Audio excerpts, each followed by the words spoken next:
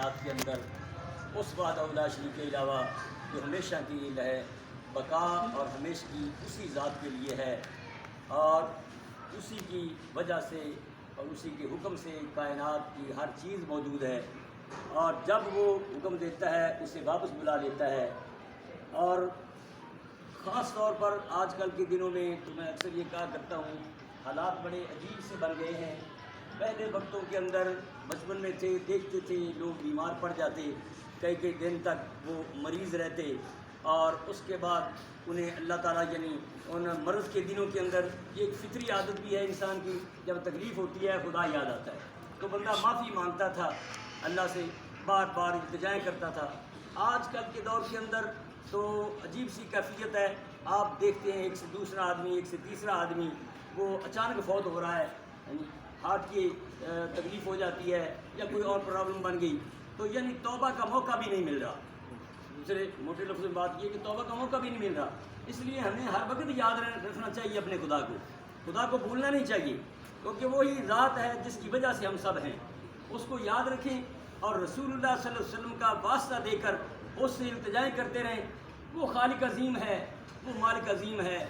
نبی پاک صلی اللہ تعالیٰ علیہ وسلم نے فرمایا، جب تک مغرب سے سورج طلوع نہیں ہوگا اس وقت تک جو بھی اللہ کا بندہ صاحب ایمان اللہ سے معافی مانگے گا، اللہ اس کے گناہوں کو معاف فرما دے گا۔ وہ جتنے بھی ہوں گے اس کے ساتھ کوئی تعین نہیں ہے، اللہ تعالیٰ معاف فرمانے والا ہے۔ بلکہ قرآن کریم کے اندر تو اللہ کریم نے یوں بھی ارشاد فرمایا کہ صرف معاف ہی نہیں کرتا، الا من تاب وآمن وعمل عملا صالحا فاولئک یبدل اللہ سیئاتہم حسنات۔ فرمایا وہ بندہ جو صاحب ایمان ہے، توبہ کرتا ہے، استغفار کرتا ہے، اللہ سے اپنے گناہوں کی معافی مانگتا ہے، فرمایا جب وہ توبہ کر لیتا ہے اس کے بعد ہم اس کے گناہوں کو معاف کرتے ہیں، اور پھر جتنے اس کے غلطیاں ہوتی ہیں، لغزشیں اور خطائیں ہوتی ہیں، اللہ کریم ان خطاؤں کی عوض میں بھی اس کو نیکی عطا فرماتا ہے۔ نیک لوگ تو نیک ہوتے ہیں، شادی تو ماشاءاللہ بہت نیک آدمی تھے،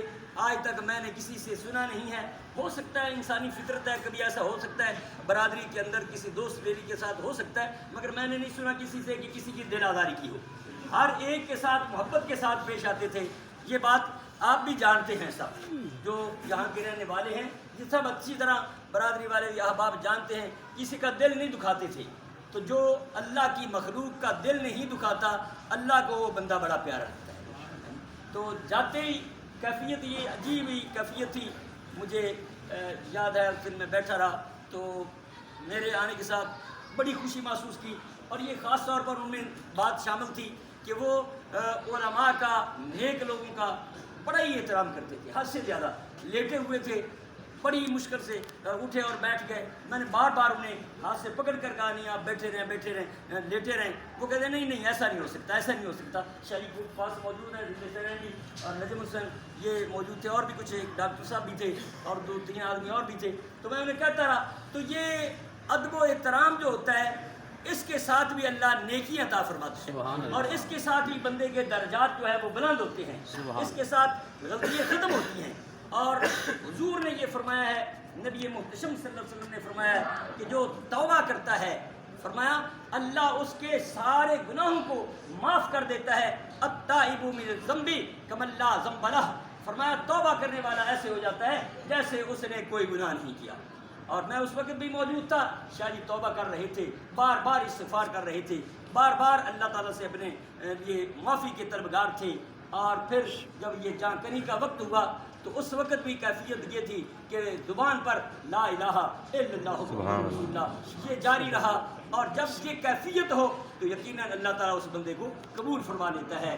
اللہ تعالیٰ جل مجدہ العظیم اپنے حبیب کریم صلی اللہ تعالیٰ علیہ وسلم کے رحمت کے بعد ان کو بھی ان کے درجات کو اللہ بلند فرمائے۔